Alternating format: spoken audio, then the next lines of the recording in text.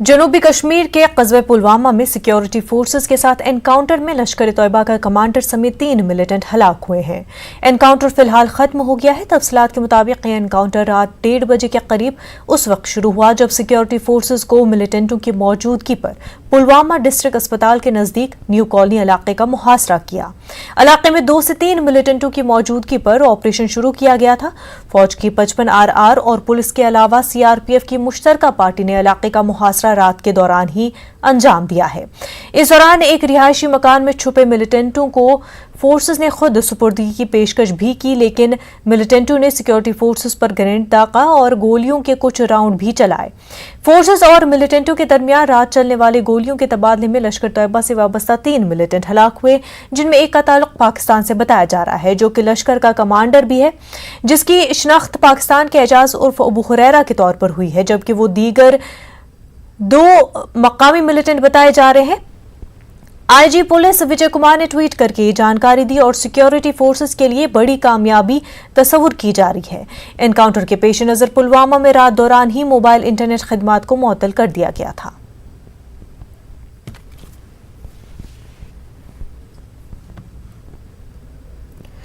तो आपको बता दें कि पुलवामा में सिक्योरिटी फोर्सेस के साथ झड़प हुई। लश्कर तैयबा का कमांडर और 2 मकामी मिलिटेंट मारे गए। तफसीलात के मुताबिक ये एनकाउंटर रात 1:30 बजे के करीब उस वक्त शुरू हुआ जब सिक्योरिटी फोर्सेस को न्यू कॉलोनी में इतला मिली कि न्यू कॉलोनी में मिलिटेंट मौजूद है और न्यू कॉलोनी का मुहासरा किया गया। तलाशी कार्रवाई हुई। इलाके में 2 से 3 मिलिटेंटों की मौजूदगी पर ऑपरेशन शुरू किया गया। 55 RR और पुलिस के अलावा CRPF की मुश्तरका पार्टी ने इलाके का मुहासरा किया और रात के दौरान ही इस ऑपरेशन को अंजाम दिया गया। हमारे नुमाइंदे बिलाल पुलवामा से हमारे साथ जुड़ चुके हैं। बिलाल, एनकाउंटर के हवाले से अपडेट बताएं। देखिए मुनव्वा, ये एनकाउंटर जो है इख्तिताम पजीर हुआ है। सिक्योरिटी फोर्सेस को बड़ी कामयाबी इसमें हासिल हुई है। लश्कर का एक टॉप कमांडर यहाँ पर मारा गया जो कि पाकिस्तानी है, जिसकी शिनाख्त एजाज उर्फ अबू हुरैरा के बतौर हुई है। देखा जा रहा है कि यहीं पर के पुलिस का भी कहना है यही है कि जो मिलिटेंटों की जो मंसूबा था पुलवामा के इर्द गिर्द कोई हमला करने का, उसको नाकाम कर दिया गया है। तो तीनों जो इसमें मारे गए हैं मिलिटेंट लश्कर से ताल्लुक रखते हैं और तीनों डेड बॉडीज जो है वो रिकवर की गई है। अभी तक 2 की शिनाख्त हुई है। इसमें एक तो पाकिस्तानी है, दूसरा यहाँ पुलवामा का ही है, जावेद तहाब का रहने वाला, और तीसरे मिलिटेंट की शिनाख्त की जा रही है। तो इस गोलीबारी में यहाँ पर एक रिहायशी मकान भी तबाह हुआ है और इस सूरत हाल को देखते हुए पुलवामा कस्बे में आज दफा 144 को सख्ती से नाफिज किया गया है। किसी को भी पुलवामा टाउन में आने की इजाजत नहीं दी जा रही है। जी बिलाल, वहीं कई तरह की रेस्ट्रिक्शंस भी थी, क्या अभी भी वो बरकरार है, खास तौर पर इंटरनेट के हवाले से? देखिए, ऑपरेशन के बाद ऑपरेशन इख्तिताम हुआ, अभी फोर्सेस यहाँ से निकल रही है, अभी भी फोर्सेस मौजूद है, क्योंकि ये जो इलाका है न्यू कॉलोनी का इलाका, ये पुलवामा के बिजी एरियाज में माना जाता है। यहाँ पर डिस्ट्रिक्ट हॉस्पिटल भी है। तो इस हवाले से जो पुलवामा का कस्बा जो है, पूरा कस्बा, इसको सील किया गया है फोर्सेस ने। आज सुबह से ही रात को पुलवामा न्यू कॉलोनी को सील किया गया था और आज सुबह जो पुलवामा कस्बा है पूरे कस्बे को सील किया गया था। तो उसके बाद ये ऑपरेशन चलाया गया। अभी तक जो फोर्सेस है वो एनकाउंटर के मुकाम से निकल रही है, लेकिन जो कस्बे में जो बंदिशें हैं वो बराबर कायम है और इस दौरान रात को ही यहाँ पर जो इंटरनेट खिदमात है उसको मुअत्तल किया गया है। बिल्कुल बिलाल, बेहद शुक्रिया आपका। उधर कुछ दिनों से ड्रोन का ड्रामा जारी है। बैनुल-अक़वामी सरहद अबूर करने के ड्रोन हिंदुस्तानी सरहद में दाखिल होने की कोशिश करता है, लेकिन हर मर्तबा हमारे जवानों की चौकसी से ड्रोन को उनके आका के पास वापस भेज दिया जाता है। जम्मू के अरनिया सेक्टर में आज एक बार फिर पाकिस्तानी ड्रोन दिखाई दिया। बैनुल-अक़वामी सरहद से ड्रोन दाखिल हुआ था, लेकिन BSF के जवानों की फायरिंग के बाद ड्रोन वापस चला गया। इलाके की तलाशी ली जा रही है, अभी तक कुछ नहीं मिला है।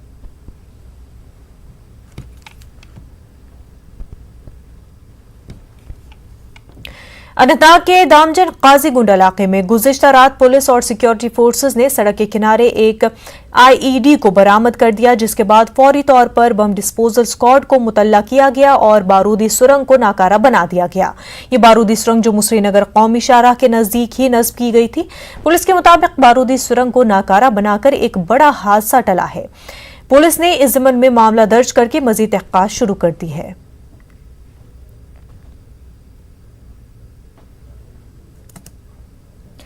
बैनुल-अक़वामी दहशतगर्द के तौर पर नामजद हिज़्बुल मुजाहिदीन के बानी सईद सलाहुद्दीन और उनके बेटों के जरिए टेरर फंडिंग का मामला सरगर्म है। NIA दहशतगर्दों को माली मदद फराहम करने के मामले की जांच जारी है। क्या है ये पूरा मामला, तफसीलात से बात करते हैं।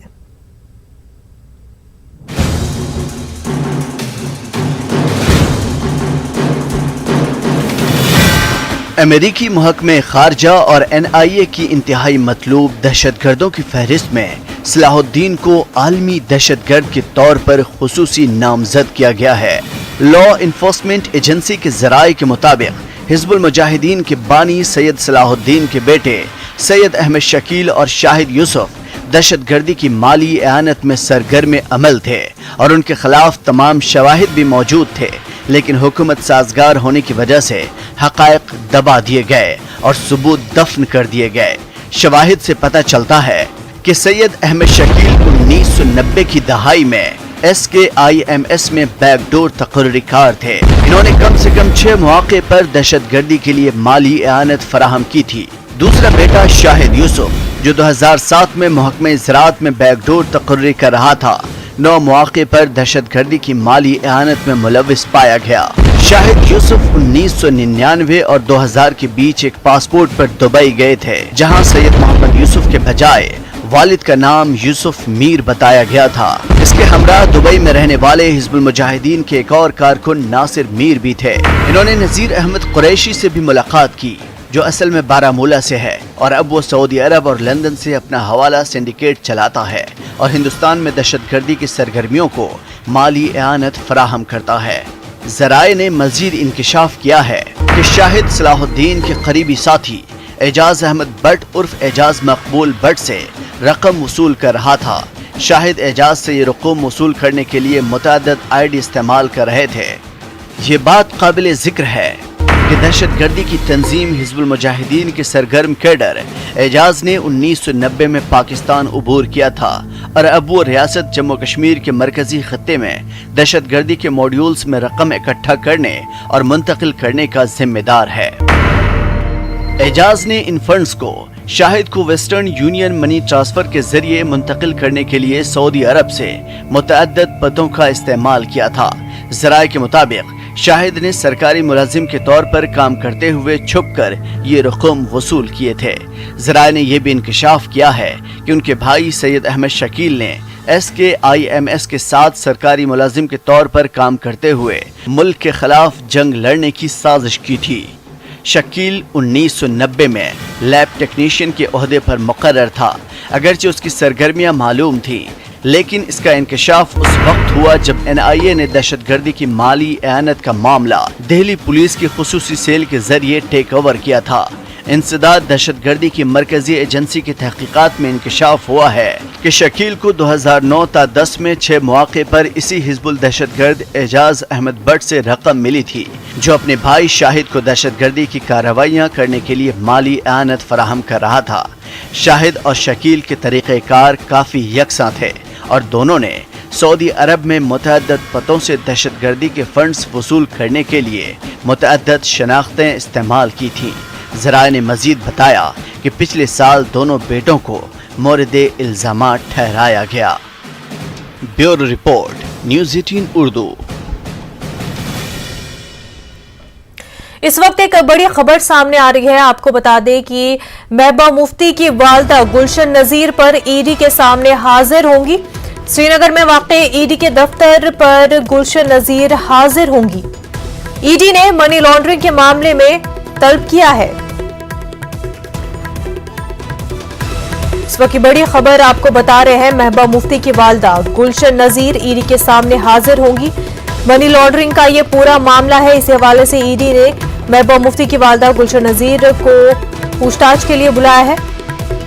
श्रीनगर में वाक़े ईडी के दफ्तर में गुलशन नजीर हाजिर होंगी।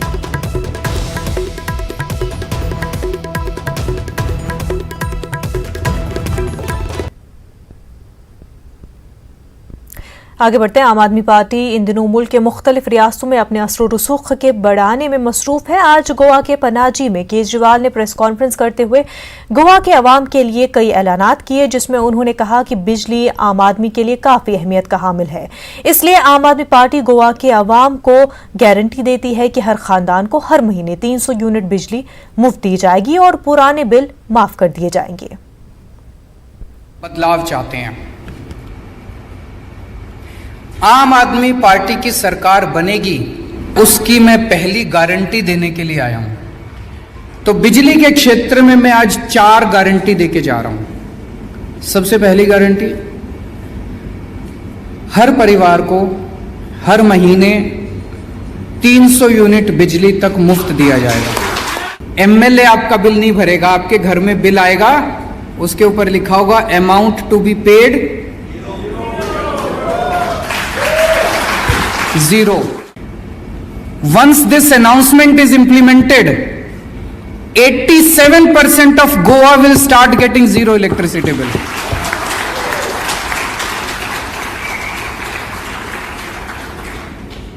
So पहला वादा कि 300 यूनिट बिजली मुफ्त मिलेगी। दूसरा, जैसा मैंने बताया, बहुत इलाकों में हमारे लोग गए, वहां पे देखा लोगों के बिजली के बिल पुराने इतने गलत आए हुए हैं। किसी का कुछ इतने हजार का भेज दिया, किसी का इतने हजार का भेज दिया, फिर वो जाते हैं ठीक कराने के लिए, वो कहते हैं 10,000 रुपए दे दो तब ठीक करेंगे। अब वो ठीक कराने में बेचारे कंज्यूमर की, आम आदमी की नाक में दम हो जाता है। तो पुराने सारे बिल माफ किए जाएंगे।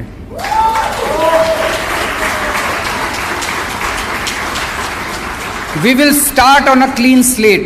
पुराने सारे बिल माफ किए जाएंगे। ये हमने दोनों चीजें दिल्ली में करके दिखाई है, वही गोवा के अंदर भी करेंगे। तीसरी चीज, तीसरी बात की गारंटी, 24 घंटे बिजली देंगे, नो पावर कट। तो ये 4 बातों की गारंटी आम आदमी पार्टी इसको करेगी। हमारा ये चुनावी वादा नहीं है जिसको चुनाव के बाद दूसरी पार्टी वाले कहते हैं अरे ये तो हमारा चुनावी जुमला था। हमारा चुनावी जुमला नहीं है। तो एक बार फिर आपको बता दें, महबूबा मुफ्ती की वालदा गुलशन नजीर ईडी के सामने हाजिर होंगी। मनी लॉन्ड्रिंग के मामले में तलब किया है ईडी ने। श्रीनगर में वाक़े ईडी के दफ्तर पर गुलशन नजीर हाजिर होंगी।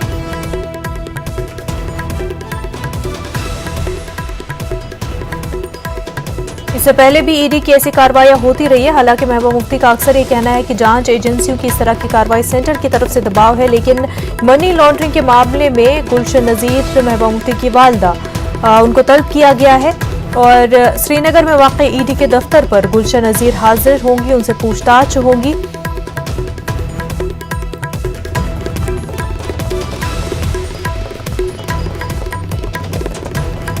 हमारे नुमाइंदे शबीर इस वक्त हमारे साथ जुड़ चुके हैं। शबीर, किस मामले को लेकर के जो है गुलशन नजीर को तलब किया गया है और क्या आज ही ईडी के दफ्तर में वो हाजिर होंगी और उनसे पूछताछ होंगी? मुनज़्ज़ा, जैसे कि ईडी ने 5 तारीख को 5 जुलाई को उनको नोटिस भेजा था, ये वही दिन है जब मुफ्ती ने डिलिमिटेशन कमीशन से मिलने से इनकार कर दिया था। उसके बाद ये नोटिस शुरू हुई थी। अभी यहाँ पे ये हालात हैं कि अभी कुछ साफ नहीं है। हालांकि ये कहा जा रहा था कि 11:30 बजे तक वो यहाँ पहुंच जाएंगी, लेकिन कुछ बातें ये आ रही हैं कि शायद वो हाजिर नहीं होंगी और इसके नताइज क्या होंगे वो देखने वाली बात होगी। लेकिन ईडी के जो अफसर हैं वो यहाँ पे मौजूद हैं, जो श्रीनगर राजबाग में उनका दफ्तर है यहाँ इन्फोर्समेंट डायरेक्टरेट का, और सब इस इंतजार में है कि वो 11:30 बजे यहाँ पे पहुंचती है कि नहीं। फिलहाल वो यहाँ पहुंची नहीं है। जी, वहीं इस तरह की जो जांच एजेंसियों की कार्रवाई है, महबूबा मुफ्ती ने इस पर पहले भी बहुत रिएक्ट किया है और उनका ये साफ तौर पर कहना रहा है कि इस तरह की जो कार्रवाई है ईडी की जानिब से वो सिर्फ उन पर दबाव बनाने के लिए है। जी, महबूबा मुफ्ती ने जिस दिन ये नोटिस आया था उसी दिन उन्होंने कहा था कि ये नोटिस जो ही उन्होंने इनकार कर दिया डिलिमिटेशन कमीशन से ना मिलने का जब फैसला किया उन्होंने, तो उन्होंने कहा कि ये उनको उन पे दबाव डालने की कोशिश की जा रही है, उनको हरासा करने की कोशिश की जा रही है। और ईडी का ये नोटिस उनकी जो मां के नाम, उनकी वालदा के नाम आया है और उनको इन पर्सन वहां पे बुलाया गया है, वो बताती रही हैं कि ये कोशिश की जा रही है उनको दबाव में लाने के लिए। हालांकि इस तरह की जो भी कार्रवाइयां हुई उन पे महबूबा मुफ्ती का यही रद्दअमल रहा है कि ये दबाव डालने की, लोगों को डिसएम्पावर करने की एक कोशिश की जा रही है। बिल्कुल, अब ये देखना होगा कि क्या 11:30 बजे गुलशन नजीर जो है वो ईडी दफ्तर पहुंचती है या फिर नहीं। शबीर, बेहद शुक्रिया आपका। आगे बढ़ते मध्य प्रदेश में कोरोना से होने वाली अमवात को लेकर एक बार फिर कांग्रेस और बीजेपी के दरमियान सियासत शुरू हो चुकी है। ये सियासत उस वक्त शुरू हुई जब हुकूमत की जानिब से एक दिन में कोरोना से 14 से 78 लोगों की अमवात का आदाद-ओ-शुमार जाहिर किया गया। हुकूमत की जानिब से कोरोना से होने वाली अमवात को लेकर जारी किए गए ताज़ा आदाद-ओ-शुमार को बुनियाद बनाते हुए कांग्रेस ने शिवराज हुकूमत को तनकीद का निशाना बनाया। कांग्रेस तर्जुमान भूपेंद्र गुप्ता का कहना है कि हुकूमत के ताज़ा आदाद-ओ-शुमार ने कमलनाथ के दावों को सच साबित कर दिया है कि शिवराज सिंह हुकूमत कोरोना से होने वाली अमवात को छुपाने का काम कर रही है। वहीं बीजेपी ने कांग्रेस पर जवाबी हमला करते हुए कहा कि अगर हुकूमत को कोई बात छुपानी होती तो वह आदाद-ओ-शुमार को जाहिर ही नहीं करती। हुकूमत की नीयत साफ है और ये आदाद-ओ-शुमार रह गए थे जिन्हें बाद में पेश किया गया है। वाज़ेह है कि मध्य प्रदेश में कोरोना से अब तक 10,508 लोगों की मौत हो चुकी है।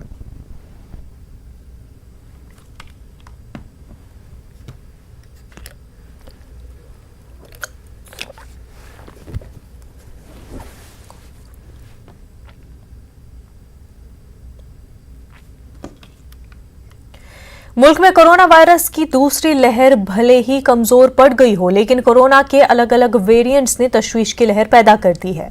डेल्टा और डेल्टा प्लस वेरिएंट्स के बाद अब कोरोना का कप्पा वेरिएंट सामने आया है। राजस्थान में कप्पा वेरिएंट के अब तक 11 मरीज सामने आ चुके हैं, जिससे रियासत में अफरा तफरी का माहौल पैदा हो गया है। ये जानकारी रियासी वजीर सेहत रघु शर्मा ने दी है।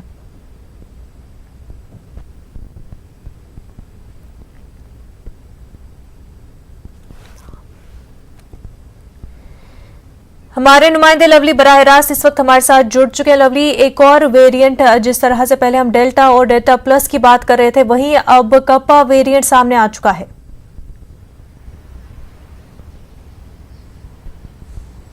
देखिए, बिल्कुल राजस्थान में इसके 11 मामले जो हैं अलवर, बाड़मेर और जयपुर जिले के आसपास के इलाकों में जो है वो सामने आए हैं। और चिकित्सा एवं स्वास्थ्य विभाग के जो मंत्री हैं डॉक्टर रघु शर्मा, उन्होंने इस बात को स्वीकार किया है कि कप्पा वेरिएंट की एंट्री जो है वो राजस्थान में जो है अलवर के रास्ते हुई है, बाड़मेर के रास्ते हुई है और जयपुर तक ये वेरिएंट के जो मरीज हैं वो यहां पर पहुंचे हैं।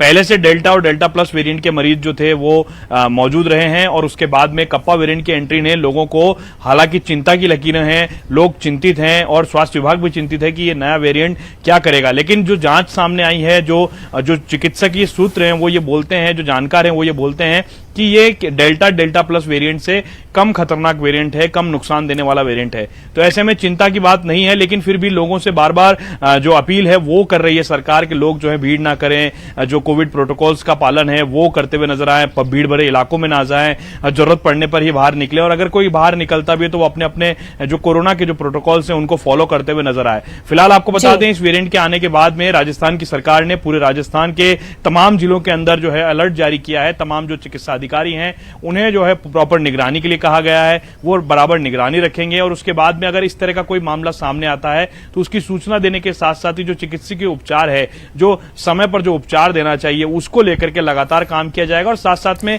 बिल्कुल लवली, जिस तरह से दूसरी लहर का असर कम होता हुआ दिखाई दे रहा है, लेकिन साथ ही साथ नए वेरिएंट्स भी सामने आ रहे हैं, ऐसे में कोविड एसओपीज को फॉलो करना बेहद जरूरी है। लवली, बेहद आपका शुक्रिया। कोरोना वबा के दौरान बाहमी इमदाद और इन्हिसार का जज्बा मुस्तहकम हुआ है। मुल्क इस वबा से मुत्तहिद होकर मुकाबला कर रहा है। टीकाकारी के ऐलान के बाद हम बेहतर ताउन करें जिससे हम कोरोना को मात देने की जानिब कदम बढ़ा सके। नेटवर्क यकीन इस मुहिम में हर कदम पर आपके साथ रहेगा। जब तक सभी महफूज नहीं होते तब तक कोई भी महफूज नहीं होगा। इसी सोच की बुनियाद पर हमारी मुहिम संजीवनी का मकसद ये यकीनी बनाना है कि वैक्सीन पाना सभी हिंदुस्तानियों का हक है।